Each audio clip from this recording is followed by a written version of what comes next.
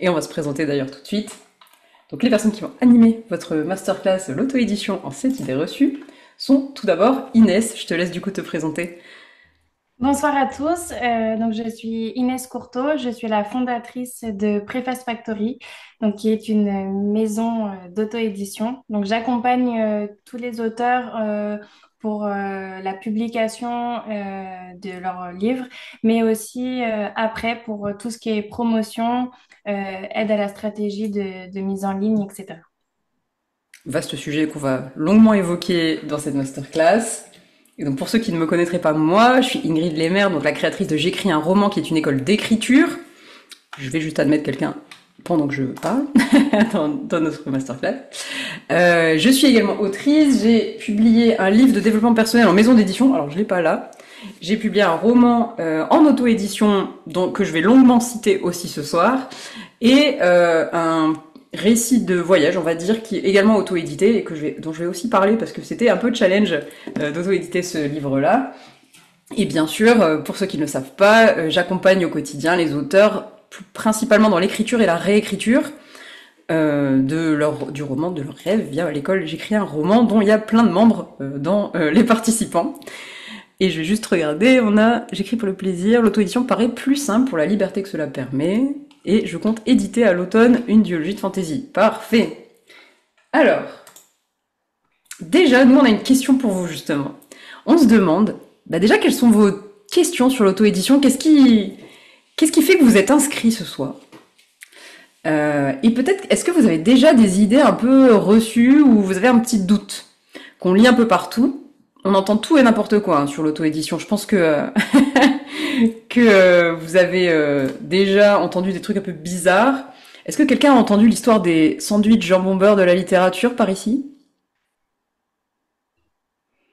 Alors il y a une question sur mes formations, donc j'y répondrai plutôt à la fin. Ah, Chloé qui dit oui. Ouais, je me demande si c'était pas Frédéric Becbédé qui avait dit que l'auto-édition c'était les sandwichs jambon beurre de la littérature. Ok, je vois une question sur le côté maison d'édition, donc ça, je la note de côté. Ouais, il y en a qui ont entendu l'histoire des sandwichs jambon beurre, donc on entend du coup, enfin là-dedans un peu une histoire de qualité, etc. Donc ça, pareil, on va pouvoir en discuter aujourd'hui. Je ne sais pas comment me faire connaître et je galère. Alors effectivement, le côté se faire connaître en auto-édition est un peu le nerf de la guerre. Cela dit, c'est aussi le nerf de la guerre maison d'édition, mais fin de la parenthèse, on va quand même en parler ce soir. Est-ce qu'il y a d'autres peut-être questions autour du processus, du comment faire? C'est pas forcément évident, il y a un paquet d'étapes. On pourra pas tout balayer ce soir, mais on va faire de notre mieux.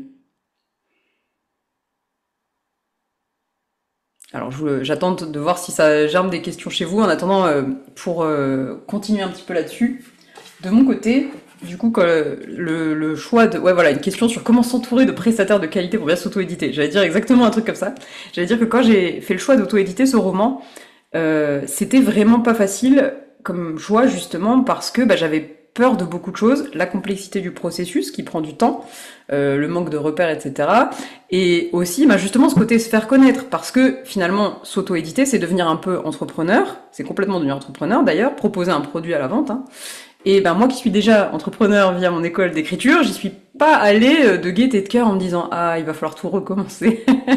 J'exagère un petit peu, mais du coup c'était parmi mes blocages qui ont fait que j'ai mis beaucoup de temps. Ce roman était terminé depuis 2022 et il a été auto-édité en juillet 2024.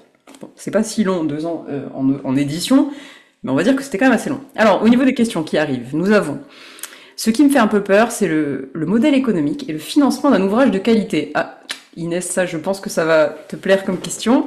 Comment se faire connaître une fois auto-édité? Ah, j'aime bien le une fois auto-édité. Ça titille ma fibre de communicante. Il y a beaucoup de monde, comment se démarquer, ouais. Je comprends que c'est une des craintes majeures, je pense, qu'on a avant de se lancer. Le budget minimum pour le marketing, pub, Amazon, etc. On rentre dans le dur. C'est noté, on la met de côté. Est-ce qu'il y a des genres qui marchent mieux et des genres à éviter? Ouh, question très intéressante. C'est bon pour les questions ou vous en avez d'autres? En tout cas, posez-les même tout au long de la masterclass, hein. C'était juste pour vous lancer un petit peu, pour voir qu'est-ce qui vous turlupine sur le sujet, et surtout parce qu'on ne pourra pas tout aborder, évidemment. On va essayer de rester quand même assez synthétique. Alors, ce que je vous propose, c'est d'attaquer avec notre première idée reçue, et selon les questions, on les abordera soit dans le cadre de ces idées reçues, soit à la fin. On a bien tout noté, je les ai sous le nez, ne vous inquiétez pas. Et donc, alors, bon, ça fait pas du tout partie de vos idées reçues et de ce que vous avez dit, et heureusement, mais quand même, moi je trouve il faut en parler, c'est important. Ça prend 2 minutes de s'auto-éditer, tout le monde peut le faire, en 3 clics c'est fait. Et dans les faits, c'est pas si faux. Je me suis rendu compte quand même quand j'ai auto-édité ce roman-là et aussi l'autre, qu'effectivement il fallait pas beaucoup de clics. Une fois qu'on a le manuscrit, la couverture, etc., c'est assez simple. Par exemple, via Amazon, je pense que sur d'autres plateformes, c'est simple aussi. Cela dit, est-ce que vraiment ça prend 2 minutes? Je te laisse la parole, Inès. Alors du coup, ça ne prend pas du tout 2 minutes de s'auto-éditer parce que au-delà d'écrire son manuscrit, de le mettre dans une plateforme, il y a énormément de choses à faire avant. Tout d'abord, il y a le numéro ISBN qui est obligatoire et vous devez faire une demande à la CNIL. Alors certains vont me dire, mais si on passe que avec Amazon, on n'a pas besoin de faire de demande à la CNIL parce que Amazon KDP nous fournit déjà un numéro ISBN. Oui, mais du coup, ça vous limite vraiment beaucoup parce que vous ne pouvez pas, avec ce numéro ISBN de Amazon, vous faire publier ailleurs. Ça veut dire que vous devez refaire les démarches et beaucoup de gens aujourd'hui, on le sait, ne veulent pas commander sur Amazon. Donc, c'est pour ça que c'est important toujours de faire. Amazon sont OK aussi pour que vous apportiez votre propre numéro ISBN. Et ça, je vous conseille vraiment, même si vous, au départ, vous allez être que sur Amazon, de mettre, de faire une demande à la CNIL pour le numéro ISBN pour que vous ne soyez pas limité. Donc, il y a cette demande qui prend 3 semaines environ.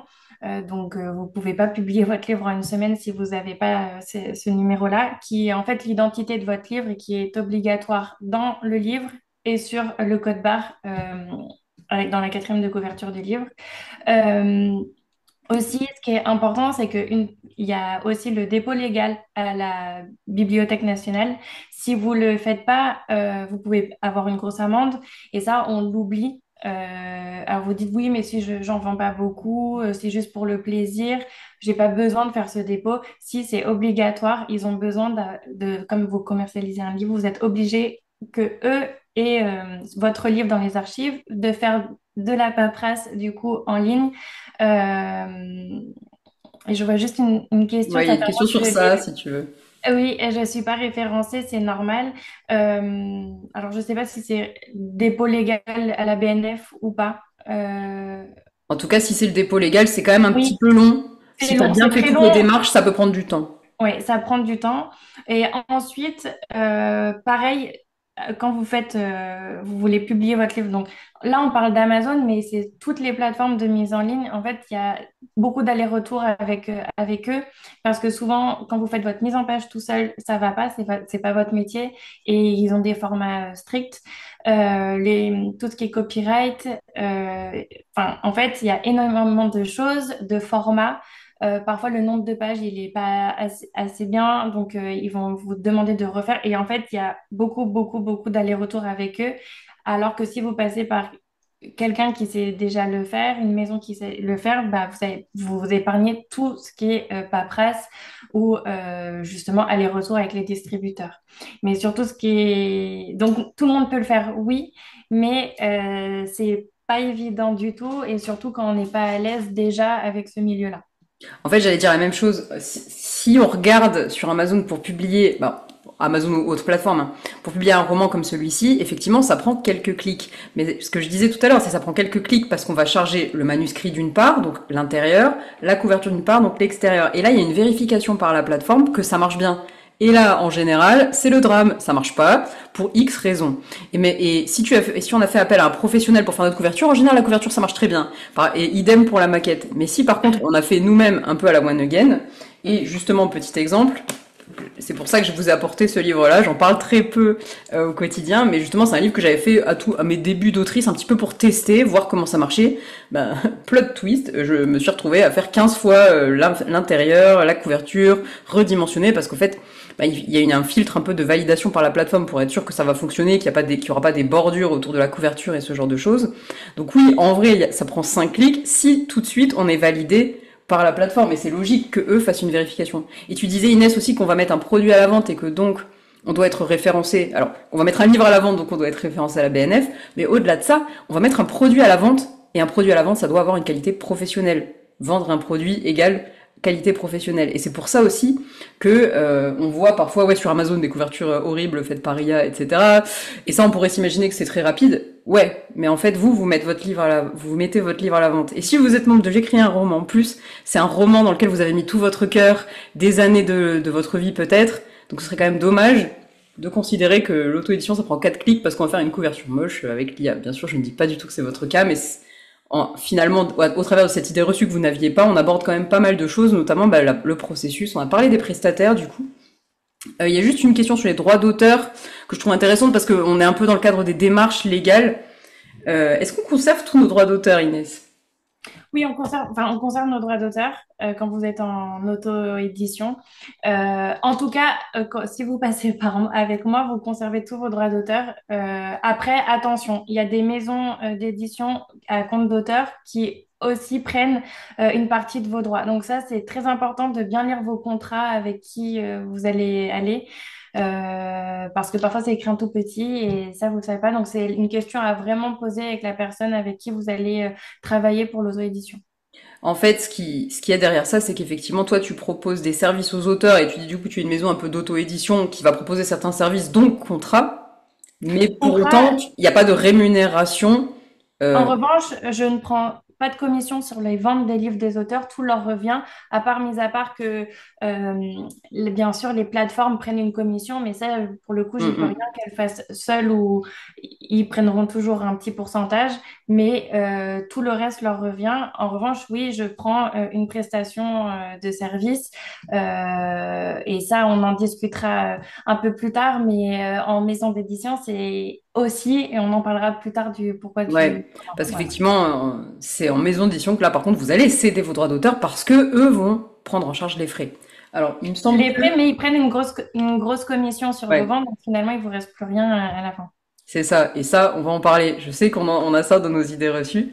Donc, je pense qu'on peut continuer là-dessus. Et ah tiens, notre idée reçue d'après, c'est on vend très peu de livres et on touche un peu c'est impossible de se faire connaître, on est noyé dans la masse. Qu'est-ce que t'en penses? Alors, Alors oui et non. C'est sûr que, en fait, ça dépend parce qu'on pense que dès qu'on est dans une maison d'édition traditionnelle, on va vendre des milliers de livres et on va être Joël Dicker demain. En fait, c'est totalement faux. Vous pouvez quand même être publié en maison d'édition traditionnelle, mais une fois que vous êtes publié, ils vont plus du tout s'occuper de vous et vous laisser à l'abandon. Il n'y aura pas de communication et il n'y aura pas de suivi. Sauf, bon, il y a des cas, voilà, on voit des grands écrivains, il y a des cas à part, mais c'est très rare. Et en maison d'auto-édition, enfin, en tout cas avec Preface Factory, on a un service de promotion où là, on a un accompagnement jusqu'à temps que vous en ayez plus besoin pour justement vous faire décoller les ventes.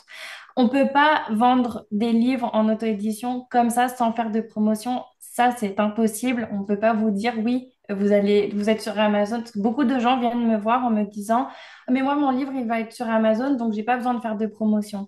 Amazon ne va pas faire de, euh, de promotion pour vous, en fait. C'est à vous de faire votre communication sur les réseaux sociaux, faire travailler l'algorithme pour qu'on vous voit partout. Et c'est pour ça qu'il faut être bien accompagné, pour ce genre de choses. Alors je fais juste une petite parenthèse parce qu'effectivement il y en a eu Ouais. un, mais les maisons d'édition ne s'occupent pas de la communication. Alors ça dépend des cas. Personnellement, Oui. moi j'ai été publiée aux éditions First qui ont fait une communication de malade sur mon livre, donc en soi c'était très bien. Par contre c'était que la semaine de la sortie. Mm. Selon la taille de la maison d'édition. Alors il y en a qui s'occupent de la communication. Je pense à Plume Blanche qui fait une superbe communication autour des romans, etc. Il y en a où c'est un petit peu moins gros, mais qui font quand même des efforts, on va dire. Et donc les gros aussi. Mais en général, ça va se concentrer sur la sortie, parce que chez les gros, il y a beaucoup de turnover des livres. Et il y a aussi les maisons d'édition qui ne font absolument rien, effectivement, qui comptent pas forcément là-dessus. Et un truc qui est intéressant aussi, qui transparaît dans ce qu'Inès disait, c'est que oui, il y a des grands auteurs, etc., qui vont être présents en librairie. Mais le fait d'être en librairie via une maison d'édition ne garantit pas du tout les ventes et c'est même un peu un piège. Parce que, en fait, via des maisons d'édition, vous allez pouvoir être en librairie si cette maison est diffusée, ce n'est pas le cas de toutes. Mais pour autant, votre livre qui sera quelque part dans le rayon, est-ce que vous allez plus le vendre comme ça ou en parlant via les réseaux sociaux, avec des hashtags qui vont bien, en adressant le bon genre littéraire, en allant discuter avec des chroniqueurs, etc. Vous voyez un petit peu le côté communication. Bon, c'est un peu ce que tu disais, Inès. Comment dire, il est possible d'avoir une stratégie, il est possible de se faire accompagner sur cette stratégie. Et ce qui est sûr, c'est qu'il faut en avoir une. Est-ce qu'on peut être en librairie en auto-édition? Oui. euh, Globalement, je dirais que c'est quand même assez rare. Oh oui, alors c'est rare, mais en fait, si les livres en auto-édition ont un logo de maison d'édition, en fait, ça appuie beaucoup plus qu'un livre qui vient sans accompagnement derrière. Parce que du coup, les libraires, ils savent que derrière, enfin, il y a vraiment quelque chose qui s'est passé, il y a une analyse du manuscrit, etc. Alors que si vous arrivez avec votre livre toute seule, publié, là, c'est plus compliqué. On peut, typiquement via par exemple le côté dépôt-vente, on va aller voir un libraire, le démarcher soi-même, donc déjà ça c'est Ouais. un peu pénible, et dire bah écoutez, je suis une autrice du coin, je peux vous proposer quelques livres en dépôt-vente. Personnellement, j'ai vendu environ 250 romans. Je suis pas passée par le dépôt-vente, hein. Je me suis pas infligé ça. Je me suis servi des réseaux sociaux. Mieux. Après, effectivement, c'est vrai que c'est sûr que la carte un peu locale, etc., ça peut peut-être permettre de toucher. Mais dans ce cas-là, moi, Inès, je sais pas ce que t'en penses, mais moi, j'irais plutôt démarcher pour faire une dédicace plutôt que. Oui, voilà. En fait, ça, c'est important, Ingrid, bah, j'allais y venir. C'est que c'est pas parce qu'on est en auto-édition qu'on peut pas aller faire des séances de dédicaces dans des Cultura ou la Fnac. Ça, justement, c'est...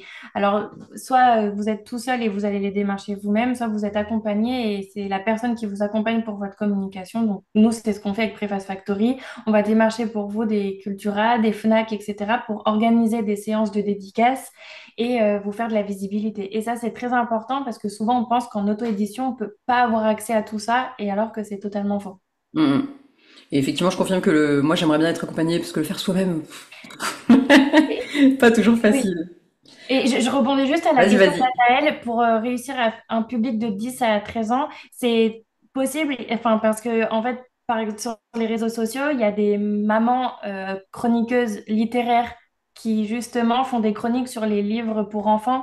Donc, en fait, c'est elles qui vont faire de la promotion de votre livre pour enfants et le proposer à leur communauté qui, eux, ont aussi des enfants de cet âge-là, puisqu'elles suivent ces personnes-là. Donc, il n'y a pas de limite d'âge, il y a de la place vraiment pour tout le monde. Et d'ailleurs, pour rebondir un tout petit peu sur ça au global, parce que c'est vrai que typiquement, on a un peu l'impression qu'il y a des genres qui marchent mieux en auto-édition. Typiquement la romantasy actuellement, par exemple, ou la romance. Et c'est vrai que par exemple, via J'écris un roman, donc il y a une membre de l'école qui a publié 2 romans en auto-édition. Ce sont des romans, si je les ai là-bas derrière moi.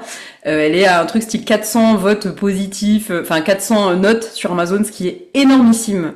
C'est Ouais. gigantesque. Alors que auto-édition, voilà, premier roman, etc. Donc c'est fantastique. D'ailleurs, si jamais tu passes par ici, Gabi, je vous mettrai les titres si vous voulez à la fin. Et donc effectivement, il y a des genres qui vont bien plus avoir un impact que d'autres, mais c'est comme dans les librairies. Finalement, dans les librairies, si vous regardez une librairie, vous allez voir beaucoup de littérature générale devant vous. Quand je fais des pauses, quand je parle, c'est que j'admets les gens. Moi, bah, typiquement, un de mes blocages, c'était oui, mais c'est de la science-fiction slash space opéra avec un petit peu de spirituel. Qui va lire ça? Eh ben, effectivement, on adapte ça comme on va chercher des personnes qui sont intéressées par ça. Et du coup, je suis allée chercher des lecteurs de science-fiction, mais pas que. Je suis aussi allée chercher des personnes qui lisaient justement des trucs un peu bizarres, un peu hybrides entre fantasy, science-fiction, beaucoup d'imaginaire finalement, parce que bah, justement, je me disais bah peut-être ça peut te plaire, tu verras. Il y a pas l'aspect science-fiction est pas très présent. Par contre, bah, c'est de l'imaginaire, il y a de la spiritualité, etc. Et Banco, une de mes plus grandes, on va dire, une de mes plus belles rencontres autour de ça, c'était une chroniqueuse qui était très axée spiritualité et pas du tout science-fiction. Et du coup, limite, elle s'y est un peu mis grâce à ce roman-là. Elle m'a fait un soutien de fou quand j'ai lancé le roman. Comme quoi, en fait, c'est quelque chose un petit peu à se poser. C'est qui est-ce qui voudrait lire ça? Et c'est bien qu'on ait eu l'exemple des mamans, parce qu'évidemment que les 10-13 ans vont pas se balader sur Amazon. Par contre, bah ouais, on a des mamans qui vont être un peu à l'affût et qui peuvent vraiment être intéressées par ça. Je pense qu'on peut passer à l'idée reçue d'après. Qui est cette chroniqueuse à la spiritualité? Elle s'appelle Le Terrier sous la Lune. Si jamais, pareil, je vous le dirai ça à la fin. Ah, bon, en fait, on en a quand même pas mal parlé, mais on peut quand même faire une mini parenthèse sur les coûts, du coup. Est-ce que c'est gratuit? C'est pour ça que vous aviez Rien l'air n'est au courant ouais, que non. Mais vas-y, Inès, je te laisse rien répondre. n'est gratuit dans la vie, donc pour nous non plus. Alors, pas si gratuit que ça. Oui, non, rien n'est gratuit, mais en revanche, si vous passez avec les bonnes personnes, vous pouvez quand même toucher pas mal d'argent sur la vente de vos livres. Si vous, enfin, alors, aujourd'hui, avec Amazon, si vous passez que par Amazon, vous allez toucher 4, 3, 2 euros, très peu en fait, finalement. Si vous passez avec une maison d'édition, encore moins, enfin, vous touchez vraiment presque rien du À peu tout. près 1 euro, ouais. Ouais. Avec Preface Factory, en tout cas, nous, je ne parle pas pour les autres parce que, enfin voilà, mais pour nous, donc comme on ne prend pas de commission sur les ventes, il y aura que le coût d'impression finalement qui va être et la petite commission que le distributeur prendra, mais ça qui est négocié déjà pour vous. Donc en fait, un livre à 15 euros, admettons, vous allez toucher à peu près 8 euros par livre vendu, ce qui est énorme aujourd'hui, en tout cas dans le monde de l'édition, parce que comme je l'ai dit, c'est soit 2 euros, 4 euros, voire presque rien du tout.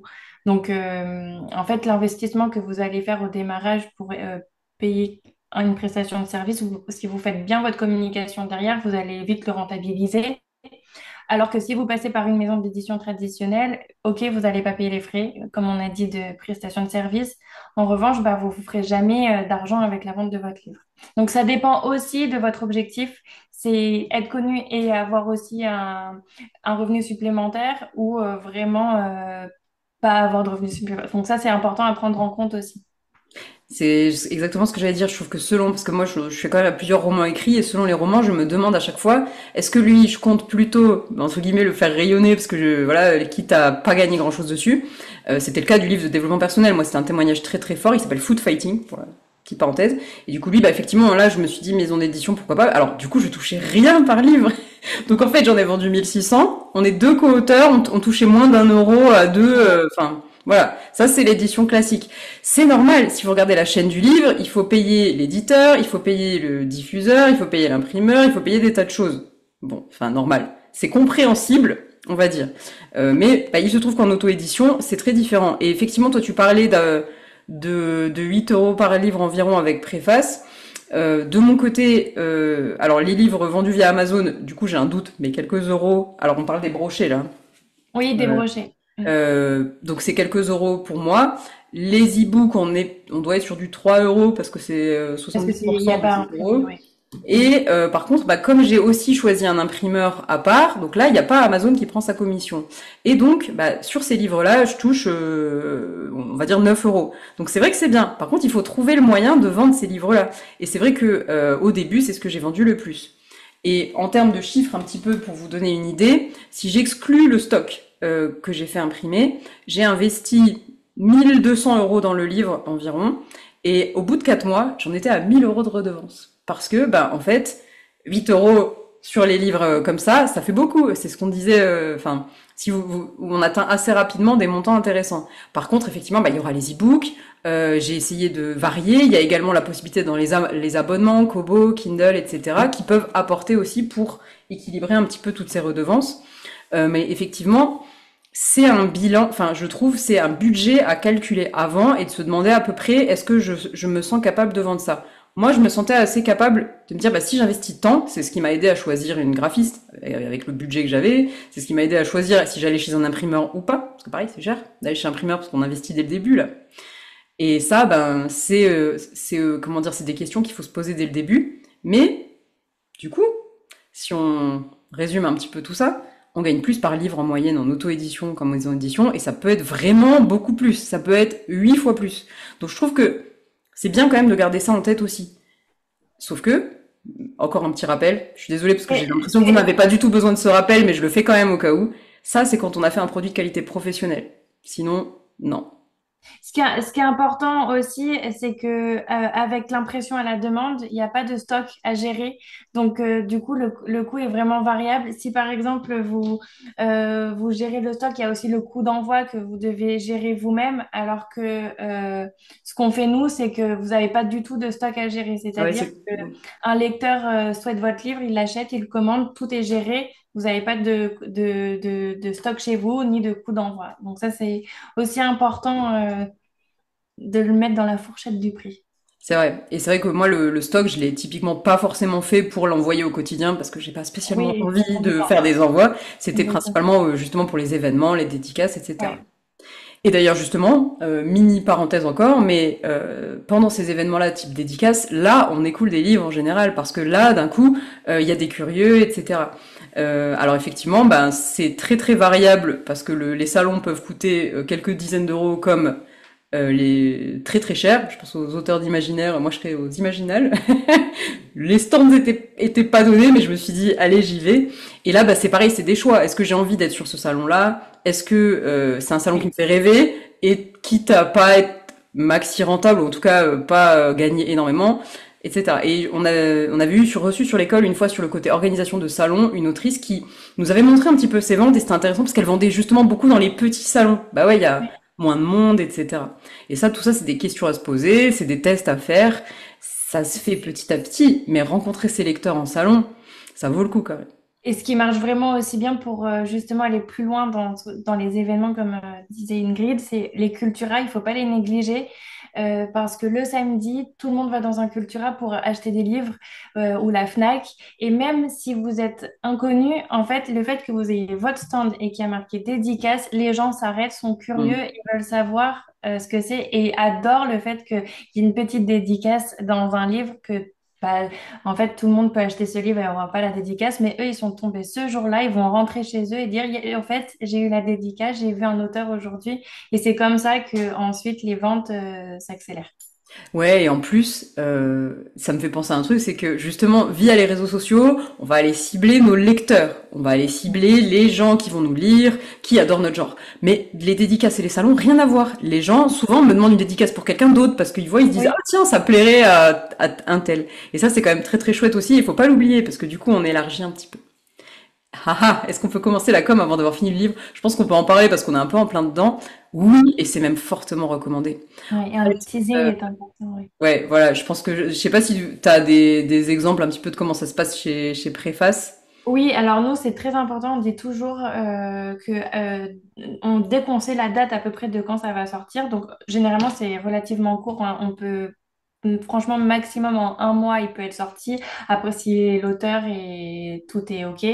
Mais en fait, 3 semaines avant, on commence déjà à faire des vidéos de teasing. Les vidéos fonctionnent vraiment très très bien pour le teasing des livres. Donc on commence à faire du teasing, on essaye de faire deviner les titres à la communauté, de mettre des vidéos avec le thème du livre et pour que les gens essayent de deviner aussi de quoi ça parle. C'est très important de commencer la communication avant parce que du coup, les gens vont attendre et quand il va sortir, on dire, ah, enfin, je peux le commander, il me tarde de le voir. Et de mon côté, donc pour donner un petit exemple, effectivement, alors moi j'ai commencé bien avant parce que là on parle du moment où les gens vont faire appel chez Préface. De mon côté, je l'ai auto-édité en juillet 2024 et j'ai choisi de l'auto-éditer en décembre 2023 et j'ai commencé la communication en décembre 2023. 6 mois. Et en 6 mois, j'ai fait des tas de choses. J'ai raconté des tas de trucs sur les réseaux. Alors c'est un choix assez long. Et justement, limite, il y avait un peu trop de teasing, quoi. Je pense que les gens en avaient un peu marre vers la fin d'attendre. Mais en même temps, ben, c'était ma seule chance. C'était le premier roman que je publiais en auto-édition, etc. Et effectivement, quand vous allez chez Préface, là, vous êtes en phase de publication, on va dire, mais vous pouvez communiquer quand vous êtes en réécriture, etc. C'est-à-dire ce que je fais au quotidien. Si jamais vous me suivez pas, mon pseudo c'est Ingrid Lemaire, auteur. Mais en gros, là, en ce moment, depuis juillet 2024, je n'ai rien publié et je ne publie rien avant septembre et je communique toute la semaine. Parce que c'est comme ça qu'on fait connaître notre livre. Ça continue après la sortie du roman, ça commence avant. Ouais. Et justement, les gens ont hâte parce qu'en plus, ils ont fait partie du processus. Exemple, par exemple, la 4e de couverture, bah, j'ai sondé, alors j'ai pas beaucoup d'abonnés sur mon compte auteur, j'en avais à peu près 800 à ce moment-là, et j'ai sondé ces abonnés-là. Alors je sais que 800 c'est beaucoup pour certaines personnes, mais en tout cas, pour ceux qui me connaissent sur J'écris un roman, j'en ai 5000, c'est pour donner un petit ordre d'idée. Et du coup, ben, même avec ça, on peut les impliquer. Et du coup, j'ai fait un petit sondage pour savoir s'il y avait des gens qui voulaient m'aider à écrire la 4e de couverture. Je leur en ai proposé plusieurs. Il y a des personnes à qui j'ai parlé aussi du titre de la série, parce que j'avais un peu du mal à le trouver. En fait, on peut les impliquer dans un tas de choses. D'autres choses que... Alors, toi, tu as parlé des vidéos. Effectivement, j'avais fait une petite bande-annonce, bon, maison, mais bref, pour le roman. J'ai fait des quiz un peu, quelle planète de l'univers es-tu? Parce qu'il faut quand même s'adapter un petit peu à notre public. Des tas de choses où vraiment vous pouvez impliquer les gens et ils auront fait partie de l'aventure. Et ça, c'est vraiment fantastique parce que c'est eux qui vont se sentir concernés par l'histoire, quoi.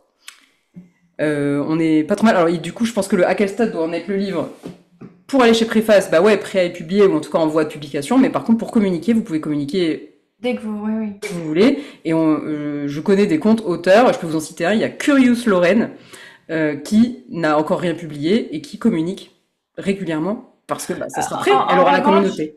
je rajoute juste que Vas-y. si vous communiquez avant de publier votre livre, c'est très important d'aller au bout du projet parce que sinon vous allez faire croire Ça, c'est vrai. des choses à une communauté qui en fait finalement vont dire bah, il va pas au bout de son projet. Donc avant, soyez vraiment sûr à 100% que votre livre va aller au bout Hmm. de l'histoire, sinon vous perdez en crédibilité. Tout à fait, ouais. Alors je pense qu'on peut passer à notre idée reçue d'après. Ouais. Ah bah on en a déjà parlé, Et on magnifique. en a déjà Bon, parlé, mais ouais. un sur le livre. Wouh. Et le c'est un gouffre financier, du coup, effectivement, on n'en a pas forcément parlé, mais j'ai cité effectivement mon investissement qui était de 1 200 € hors stock. Le... Comment faire sans révéler l'histoire? Ah bah je viens de citer plein de trucs là, j'ai parlé d'un Il y a quiz. beaucoup de choses, il y a beaucoup de choses. Ouais, qu'est-ce que j'ai raconté? J'ai parlé des personnages, j'ai parlé de l'univers. Un lieu, le lieu aussi où se passe Ouais. l'histoire. Enfin, il y a Mm. vraiment. Et en fait, bah, selon effectivement le genre littéraire, on peut s'amuser. Il y a des genres qui vont se prêter à Oui, certaines tendances aussi. Au contraire, on peut dévoiler nos coulisses d'écriture. Ça, c'est très oui, important. Les gens hyper. adorent Oui, oui. parce qu'ils font connaissance avec nous. Voilà. Et donc effectivement, donc je disais sur le côté gouffre financier entre guillemets, mon investissement hors stock était de 1 200 € et mon stock m'en a coûté 900. Je sais pas, Inès, si toi t'as des idées entre temps et temps d'investissement auprès des personnes qui Alors, passent par toi. enfin, en tout cas, chez Preface Factory, le coût pour mettre en place une publication de livres est à 499 € sans la mise en page. La mise en page est à 250 €. Et après, on a d'autres prestations comme la couverture de livre où là, on est à 270 €. Bon, en tout cas, c'est pas non plus des milliers et des cents, c'est vite rentabilisé en fait parce que 499 €. Si vous avez un livre que vous mettez à 15 € et que vous touchez 8 €, oui, si la communication est très bonne derrière, c'est vraiment très, très vite rentabilisé. Euh, donc, c'est pas un gouffre financier, en fait, finalement, parce que enfin, si on fait la bonne communication, on le rentabilise très rapidement. Ouais, Donc, à 8 € le livre, on est sur une ouais, vitesse de rentabilisation beaucoup plus élevée oui, que si, ouais, voilà, enfin, 8 € de gain par livre, quoi. Ouais, ça, faut pas l'oublier. Si vous oui. divisez, là, typiquement, je vous donne un exemple.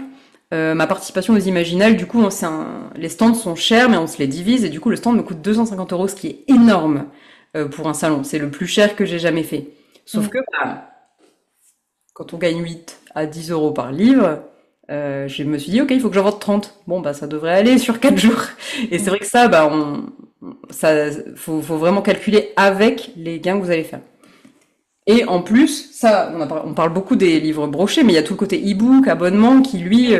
Et est après, plus c'est très accessible. important. J'ai deux exemples, mais on a les brochets reliés et les brochets en dur. C'est pas du tout la même qualité ni le même poids. Donc, c'est aussi à prendre en compte dans le prix de votre livre et dans ce que vous allez toucher, parce que du coup, en compte d'impression, là, on a un livre en dur qui est dur. Donc, du coup, le coût d'impression est beaucoup plus élevé alors qu'un livre plus souple, broché, sera beaucoup moins cher en coût d'impression. Donc, c'est aussi très important de faire attention à tout ça. Et d'ailleurs, un autre exemple aussi, c'est que, bah, en fait, effectivement, tout dépend des options que vous voulez mettre. Et typiquement, dans ce livre de voyage-là, bah, c'est un livre de voyage, donc il y a des photos. Et donc, Mm. bah, il y a de la couleur. Donc, la Oui, couleur, évidemment, je suis pas sur comment dire, sur une rentabilisation pareille que lui. Je touche beaucoup moins, je crois 2 fois moins sur celui-là, parce que, alors que si vous le regardez, il est tout petit, hein. Je pense qu'on voit très bien les tranches, mais il est tout petit. Mais effectivement, bah, moi, je voulais absolument qu'il y ait des photos en couleur dedans. Par contre, bah, typiquement, faire une magnifique maquette pendant des heures, ça m'intéressait moins. Et effectivement, bah, du coup, c'est pareil, c'est de regarder le coût que ça donne par livre. De toute façon, les sites vous proposent en général ce genre de calculette. Puis après aussi, ben, selon si vous avez besoin de réaliser la maquette, etc., si vous faites appel à quelqu'un ou pas, là, ben, c'est à vous de voir et de faire vos petits calculs, quoi. Je pense qu'on peut passer du coup à l'idée reçue d'après. Ah, ça va être pour toi, Inès, on est obligé de passer par Amazon. Alors oui et non, enfin non, en fait, on n'est pas obligé de passer par Amazon si vous aimez, enfin si dans vos valeurs Amazon, c'est hors de question. Bien sûr que non, il y a 40 000 librairies en ligne, dont, en tout cas avec Preface Factory, dont on fait la soumission pour qu'il soit disponible en vente dessus. Donc Amazon n'est pas du tout obligatoire. En revanche, je le conseille quand même parce que il y a quand même encore beaucoup de gens qui, quand souhaitent acheter des livres vont directement sur Amazon parce que l'envoi est très rapide et ils le reçoivent très vite chez eux. Donc, ça, c'est vraiment selon ce que vous voulez, mais on n'est pas obligé de passer par Amazon. Et pour ma part, donc moi j'y suis passée, mais c'était pas forcément mon choix préféré. C'est juste que, alors très très très pragmatiquement, j'y suis passée parce que si vous regardez les pages sur Amazon, pour ceux qui ont l'habitude d'y aller, on a la description du livre et en dessous, on a un espace un peu libre. Et moi, j'avais pas trouvé à l'époque de plateforme qui me permettait de personnaliser cet espace-là autre que Amazon lui-même, parce qu'il y avait des plateformes en ligne qui permettaient enfin moi je connaissais pas Préface, et en fait, bah, ces plateformes-là, du coup, là, elles mettaient un truc standard, style une description et puis basta. Et d'ailleurs, la plupart des éditeurs font ça. Enfin maintenant, j'ai l'impression que ça change un peu. Et moi, je voulais absolument que cette page-là soit magnifique, comme tout chez tous les auteurs et autorités que je connaissais. Il y a des images, il y a des photos, il y a des photos du livre, il y a des avis, des tas de trucs, etc. Et on a une question intéressante, la réponse arrive. Et effectivement, bah ça, je me suis dit, bah c'est quand même mieux si je passe par Amazon. Et ensuite, bah j'ai découvert qu'en fait, c'était pas obligatoire, qu'il y avait d'autres plateformes qui le permettaient. C'est juste que j'avais pas trouvé de mon côté, parce qu'effectivement, Amazon, pareil, moi, c'était pas forcément ce que je préférais. Cela dit, fin de mon témoignage quand même. Mon livre a été uniquement Amazon au début. C'était un petit peu, je me suis dit, bon déjà ça me simplifiait la tâche, très honnêtement. Et puis, bah, de toute façon, je me doutais que ça allait passer principalement par là. Et je n'ai commencé à le mettre ailleurs. Alors j'avais quand même mon site, mais pareil, sur mon site, je l'ai mis un peu plus tard parce que comme ça, je me disais, bah tout le monde va, les gens qui sont déjà là vont aller sur Amazon. J'aurai plus de visibilité sur l'algorithme. Mon livre est arrivé sur mon site quelques jours après la sortie et je l'ai mis sur Kobo là en mars 2025. Alors, une question ouais, de Marjolaine, mais si je veux produire le livre hors Amazon, est-ce que je peux quand même le mettre en vente sur Amazon? Bien sûr, on n'est pas obligé de produire avec Amazon pour le mettre, enfin, on peut quand même le mettre en vente sur Amazon. En revanche, par contre, ça sera que Amazon qui vont vous faire l'impression pour envoyer chez le client. Mais vous n'êtes pas obligé de passer par la plateforme Amazon KDP. Enfin, nous, en tout cas, chez Preface Factory, on passe pas par la plateforme Amazon KDP pour être chez Amazon. C'est pour ça aussi qu'on touche un meilleur pourcentage que si on passe sur Amazon KDP. Et pour compléter, je connais des autrices qui impriment leurs propres livres, donc via un imprimeur, et ensuite les mettent en vente chez Amazon. Et c'est quand même très compliqué et financièrement délicat parce que, eh bien, en fait, le service d'expédition d'Amazon est extrêmement cher puisqu'il est Mhm. extrêmement performant, hein, on va pas se mentir.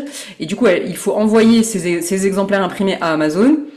Et là, Amazon se fait plaisir sur les tarifs d'envoi, de stockage. Il y a des frais dans tous les sens. Il y a au moins 8 frais différents. Et on avait fait le calcul une fois pour un projet. Enfin, pour que ce soit rentable, c'est assez compliqué. Cela dit, ça reste possible.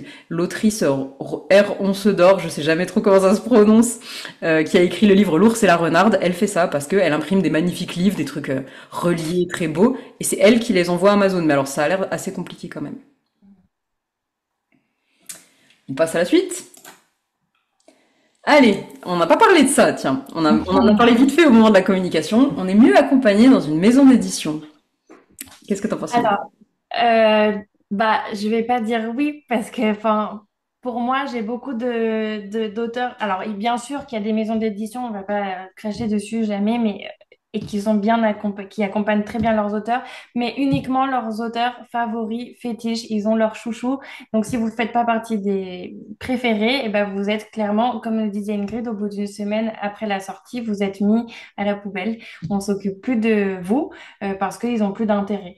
En revanche, en maison d'auto-édition, on vous avez un accompagnement qui est tout au long de l'année. En tout cas, avec Preface Factory, on a un abonnement qui est à 9 euros par mois et toute l'année, vous pouvez nous solliciter vous avez des questions, des doutes, vous voulez revoir quelque chose.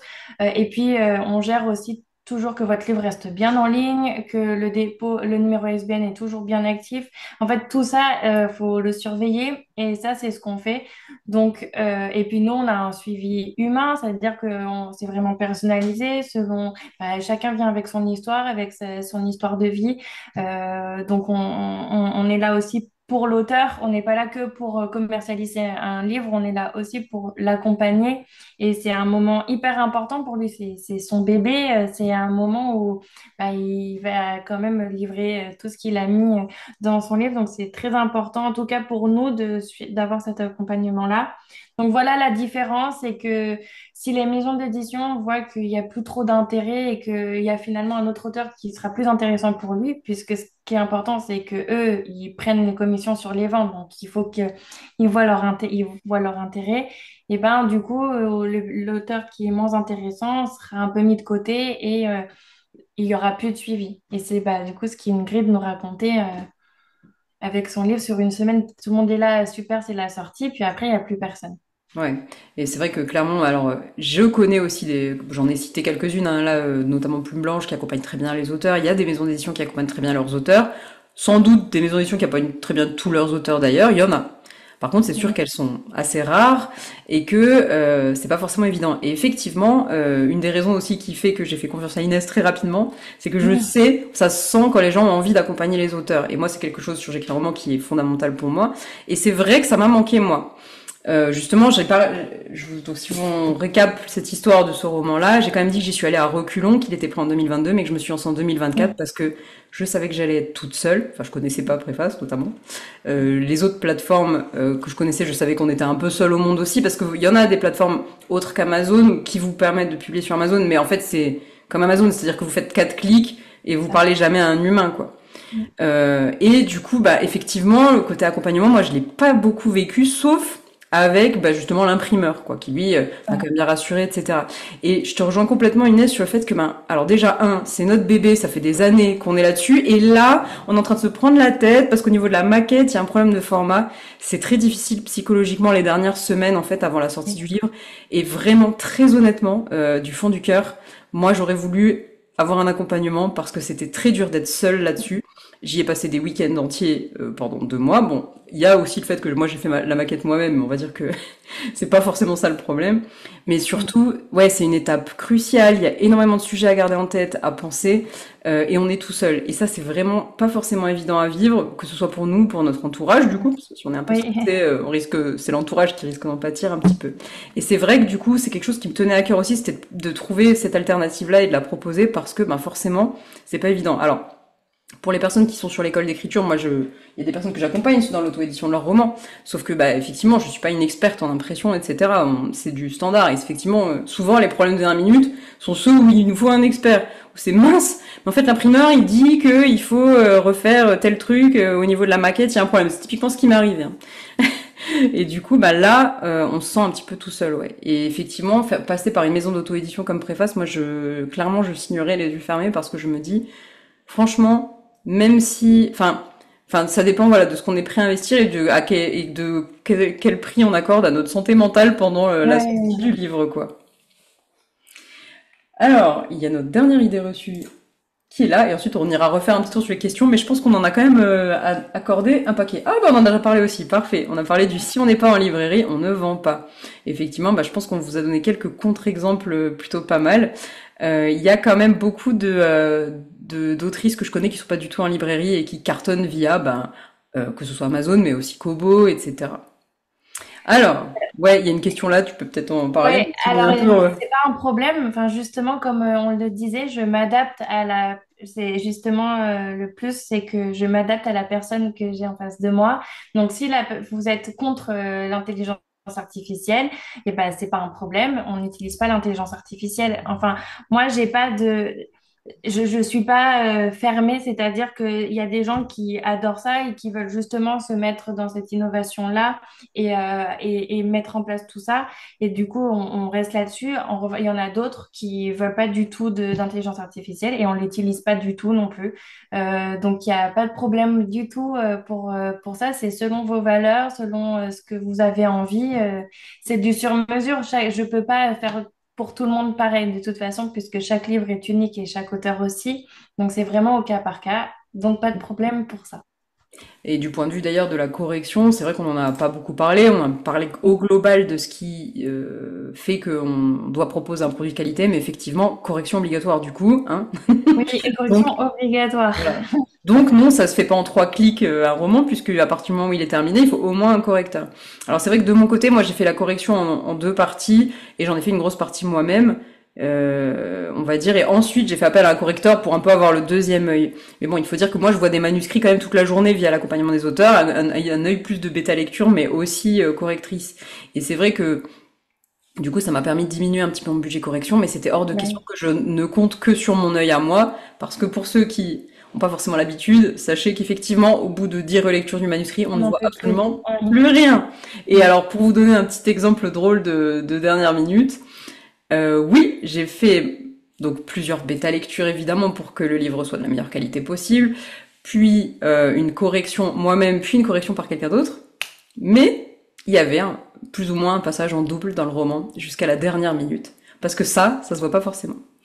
Donc on rédige, réécriture, bêta lecture, réécriture, après on voit la préface pour le reste. Oui. Alors, oui, en fait, dès que enfin, dès qu'il a bien été corrigé, bah, j'arrive. Voilà. Et de la même manière, Inès, elle sait que si les romans arrivent sans avoir subi de réécriture, ils peuvent passer Bien, sur réécrire un roman. oui, je l'ai relu. Donc, on peut pas me mentir en me disant qu'il y a eu une correction parce que et c'est pour votre bien parce que c'est votre image aussi qui, si vous en mettez un livre Hmm. en ligne Ouais. et qui a plein de fautes ou des tournures de phrases qui vont pas du tout.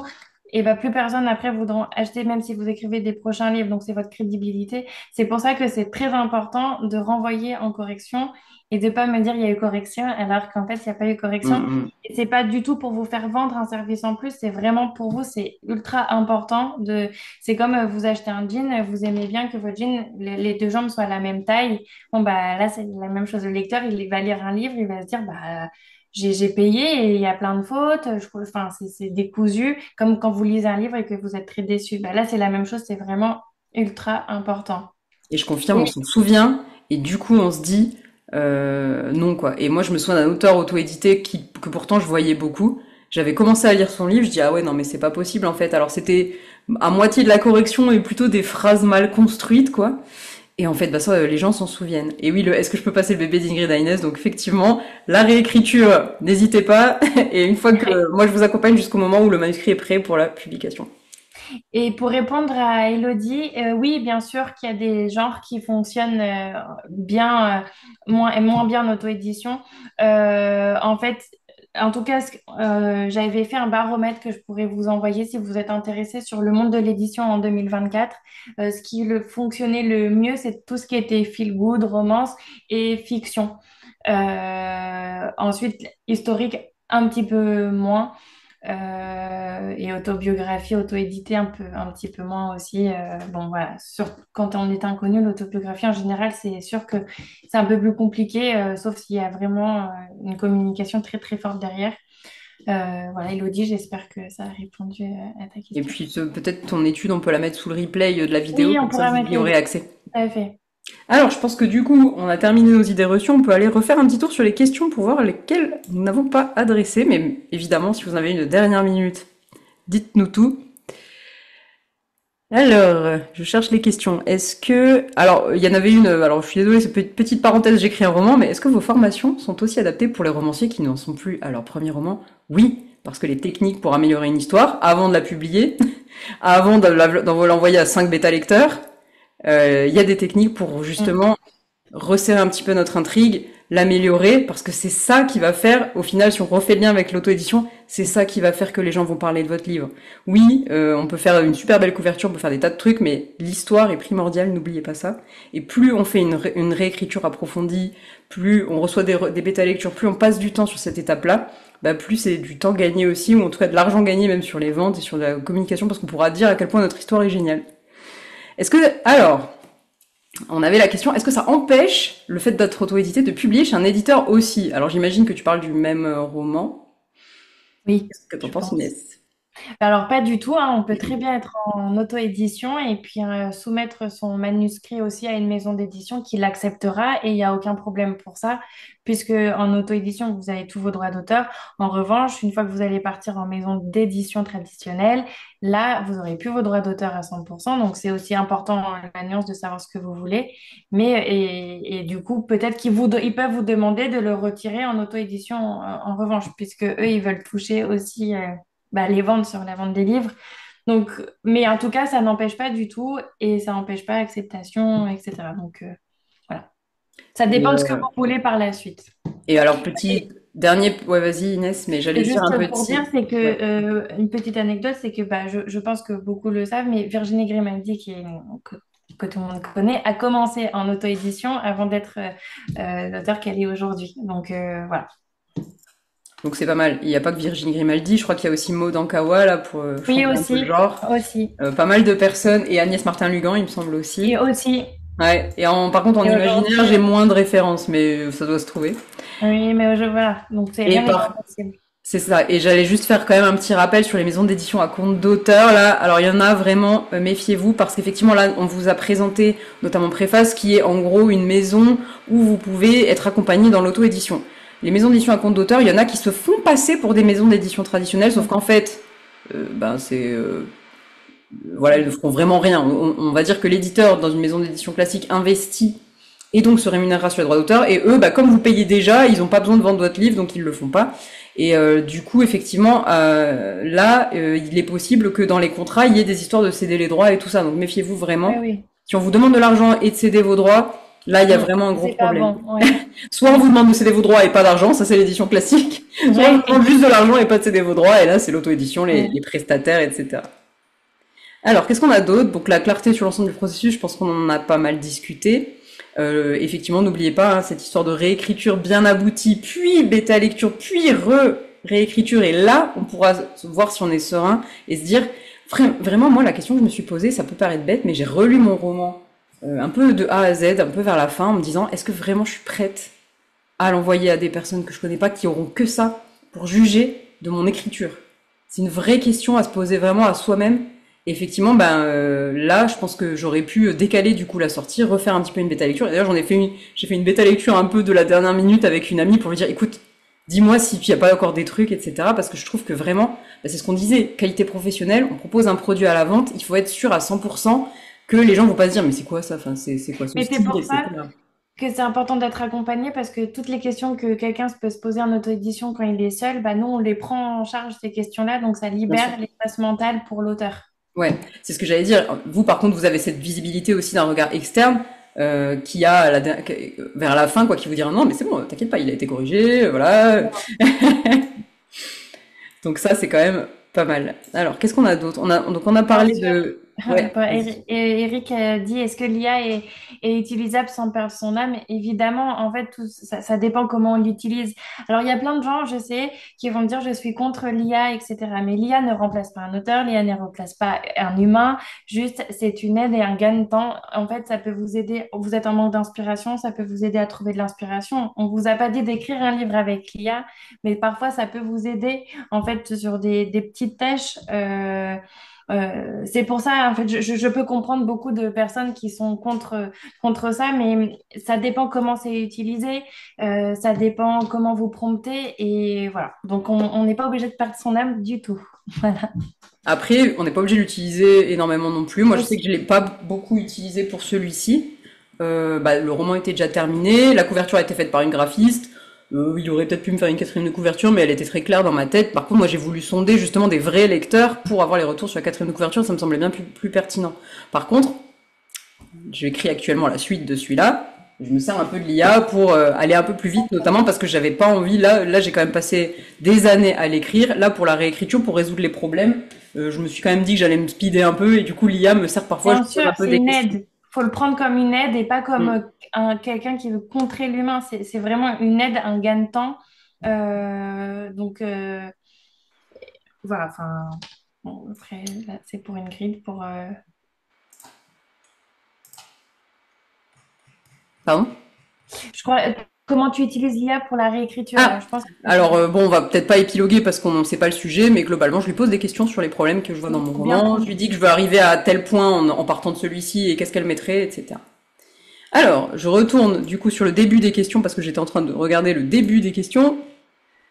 Comment se faire connaître une fois auto-édité? C'est ça qui m'avait fait tiquer au début. Eh ben, on n'attend pas d'être auto-édité. Non. On s'y met le plus tôt possible. En fait, alors, sauf si vraiment il y a pas, enfin, si vous n'êtes pas certain d'aller au bout du processus. C'est ce qu'on disait avec Inès, faut pas décevoir les gens. Mais si vous êtes certain d'aller au bout du processus, même si c'est dans longtemps, vous pouvez vous y mettre dès maintenant. La question, c'est plus quel rythme vous êtes prêt à mettre dans votre communication. Effectivement, moi, mon conseil en général, c'est quand même l'écriture d'abord, les réseaux ensuite. Par contre, d'avoir les petits trous là, parfois, on peut se poser la question de la communication. Alors, on nous avait parlé de budget, marketing, pub, Amazon, etc. Inès, je sais pas si tu as une réponse. Alors, il n'y a pas de budget minimum, mais c'est sûr que c'est comme dans tout, hein. C'est sûr que si tu mets 10 euros de publicité, tu vas pas aller bien loin. Hmm. Moi, enfin, au moins enfin, les premières semaines de la sortie du livre, il faut mettre du budget. Moi, je dirais au moins 100 euros minimum. Et ensuite, une fois qu'il y a 6 mois qui sont passés pour relancer les ventes, il faut remettre encore parce que ça va pas se faire tout seul. Et puis à un moment donné, en fait, il y a beaucoup de marketing, l'algorithme fait travailler tout ça et on vous voit partout, c'est super. Mais à un moment, ça redescend. Et donc, c'est là où il faut remettre un peu de pièces dans la machine. Donc, il n'y a pas de but. On fait aussi selon votre budget. On peut faire de la pub, mais ce qui compte aussi, c'est la récurrence. Donc, de vraiment publier quand il faut. Et oui, c'est pareil, Préface s'en occupe aussi, oui. Alors, qu'est-ce qu'on a d'autre? Et effectivement, alors, de mon côté, j'ai fait quasiment pas de pub. Parce que ça m'intéressait pas trop et que je savais que j'étais nulle là-dedans. Maintenant que je sais qu'il y a des options pour être accompagnée, je vais peut-être revoir un peu ma copie. Mais bon, il faut dire que voilà, j'avais quand même quelques abonnés. Bon. Alors ça, ouais, vas-y. Pour répondre à Marjolaine, c'est beaucoup mieux de faire de la pub sur Instagram que sur Amazon. C'est beaucoup plus rentable. En plus, déjà, le panel est beaucoup plus large et beaucoup plus ciblé selon votre cible pour votre livre. Et puis sur Amazon, c'est comme sur le reste, c'est beaucoup moins rentable. Et surtout sur Instagram, on voit tout de suite beaucoup plus vite les effets. Alors, qu'est-ce qu'on a d'autre? Est-ce qu'on peut commencer la com avant d'avoir fini le livre? Je pense que vous avez retenu. On va pas vous le redire encore une fois. On avait un petit commentaire que je vous avais pas lu qui était: je confirme pour les dédicaces, la meilleure récompense pour un romancier que de rencontrer ses lecteurs. Donc je sais que Ouais. certains d'entre vous sont peut-être un peu timides et se disent ouais, non, mais je sais pas si je ferai. Franchement, Ouais. ça fait une vraie différence de parler de vive voix, etc. Même juste à des personnes qui sont potentiellement intéressées, c'est déjà énorme parce que bah en plus nous on s'améliore pour communiquer sur notre livre, etc. Donc comment communiquer sans révéler l'histoire? Bon, on avait un vieux livre en 1860 qui avait eu un problème de communication sans publication. Sinon, Amazon, on en a parlé. Hop. Est-ce que je peux passer le bébé d'Ingrid à Inès? J'ai bien aimé. Ouais. Moi, je suis là pour vous accompagner jusqu'à ce que vous soyez prêts pour préface. Alors, c'est exclusif, faut le faire dans le bon ordre. Oui, il faut le faire dans le bon ordre, ouais. Clairement, on fait tout, il y a vraiment un ordre. Alors, effectivement, la couverture, vous pouvez la faire un peu quand vous voulez, entre guillemets. Mais moi, j'attends assez longtemps, hein. J'attends vraiment, parce que là, vous voyez, je suis en réécriture de la suite. Et j'ai attendu un peu d'avoir vraiment terminé à peu près le plan. Parce que bah, ça impacte, j'aurais pu trouver d'autres éléments, changer, etc. Donc, c'est quand même, bon, on va dire ça, c'est à l'appréciation de chacun, mais c'est vrai que je trouve qu'il y a quand même un ordre à respecter. Et surtout l'ordre de faire une vraie réécriture, puis bêta lecture, puis réécriture, ça j'insiste un peu, mais c'est très important. Alors, une masterclass sur l'IA, non, jamais sur j'écris un roman. Non, je plaisante. Ça, c'est pareil, préface s'en occupe. Oui, ça, on a déjà répondu. L'ordre, c'était pour l'auto-édition, puis la maison d'édition. Ah, très intéressant.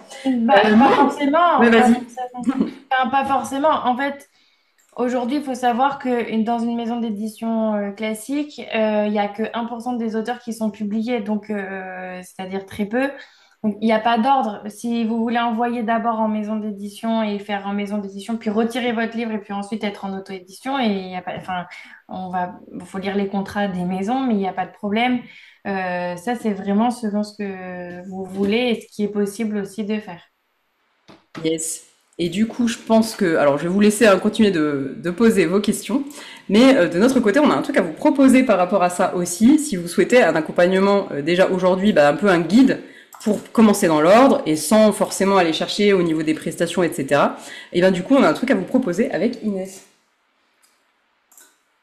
On vous a préparé le guide de l'auto-édition de A à Z, qui est une formation étape par J'écris un roman et Préface Factory pour être guidé dans tout le processus. Alors, on peut revenir un petit peu sur tout le processus, le choix des prestataires, la chaîne du livre, quelle étape on fait, dans quel ordre, les démarches, etc.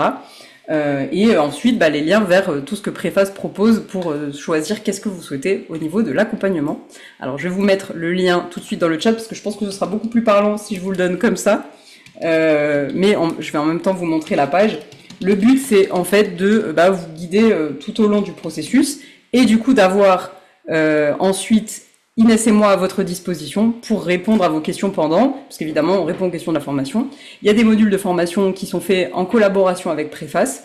Il y en a où c'est des modules, on va dire made in J'écris un roman. Il y a beaucoup d'exemples, il y a beaucoup de chiffres, il y a des tutos, etc. sur beaucoup de, notamment KDP, etc. sur comment réaliser certains éléments, comment réaliser certaines démarches aussi.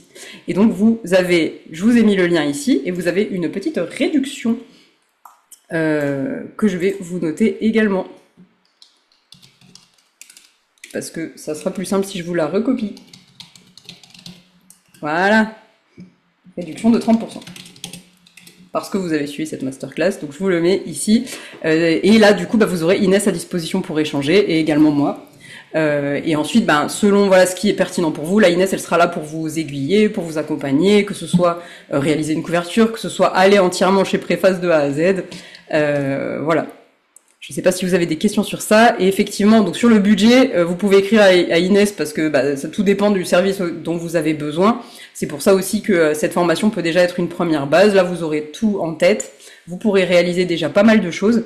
Et ensuite, effectivement, si par exemple vous avez besoin de préface au global parce que vous dites je le sens pas, j'ai envie d'être accompagné sur tout, ou alors j'ai envie d'être accompagné sur un truc spécifique, là vous aurez tout ça.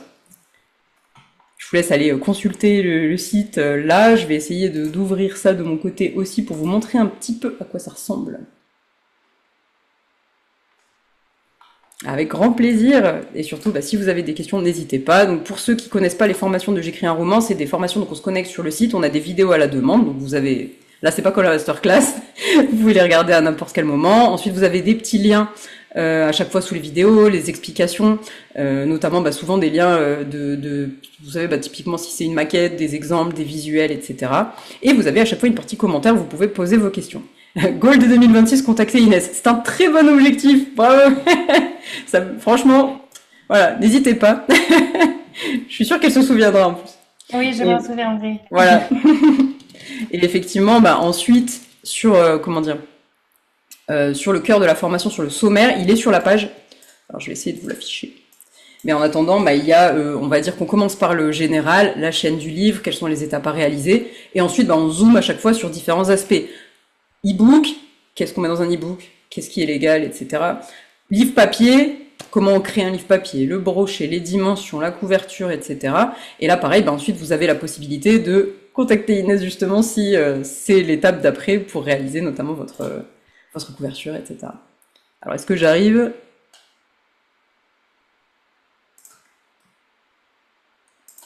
Non, il veut pas s'afficher chez moi. Ah, voilà. Quand même. Hop. Donc. Alors, il y a marqué 30 membres parce que c'est une formation qui existait déjà sur J'écris un roman. C'est juste qu'on l'a refait en ce moment avec Inès pour vous proposer plein de choses. Jusqu'à quand est valable la réduction de 30%? Elle est valable pendant 2 semaines, jusqu'au 28 avril. Alors, du coup, si on récapitule, parce qu'effectivement, ce sera peut-être mieux avec du visuel, nous avons le côté mise en forme du manuscrit de manière pro, sachant qu'effectivement, encore une fois, vous avez les 2 options. Vous avez tout faire vous-même. Je vous dis, j'ai vraiment galéré, alors que je suis, je suis quand même un peu très, pas une nouvelle sur le sujet. Et pourtant, franchement, quand c'est votre manuscrit et que vous allez l'imprimer et le publier, c'est parfois bien d'être accompagné. Mais en tout cas, il y aura toutes les astuces pour le faire vous-même également si vous le souhaitez.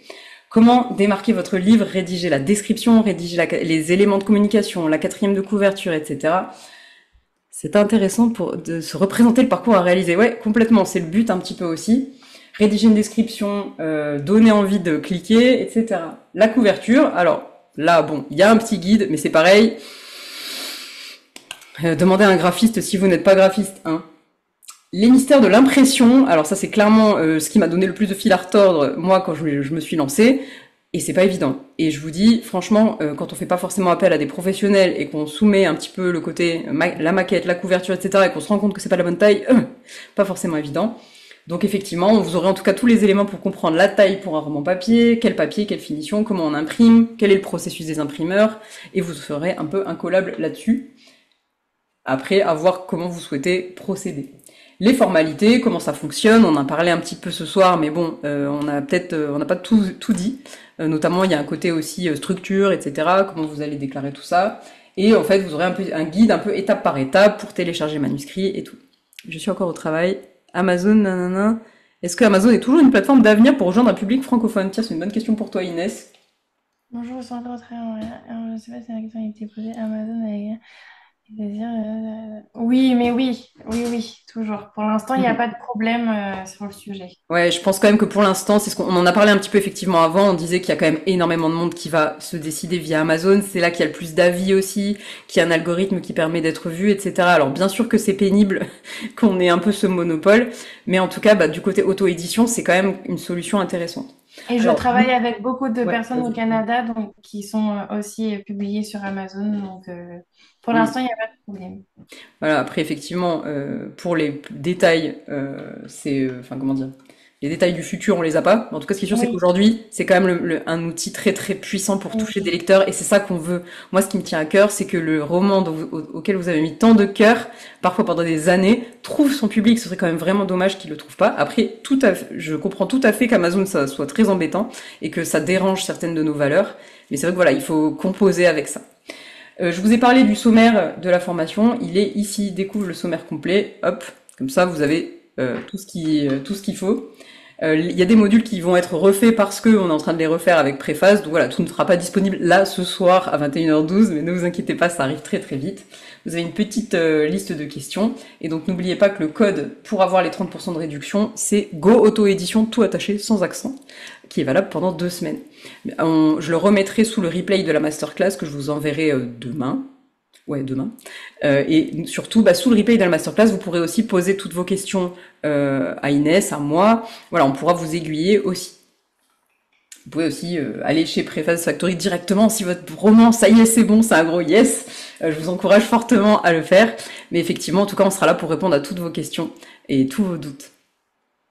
Et donc ce que je disais à Inès juste avant, c'était qu'effectivement moi c'était bien d'être toute seule à auto-éditer ce roman, je l'ai fait, ça m'a pris un temps fou et là j'ai envie de changer.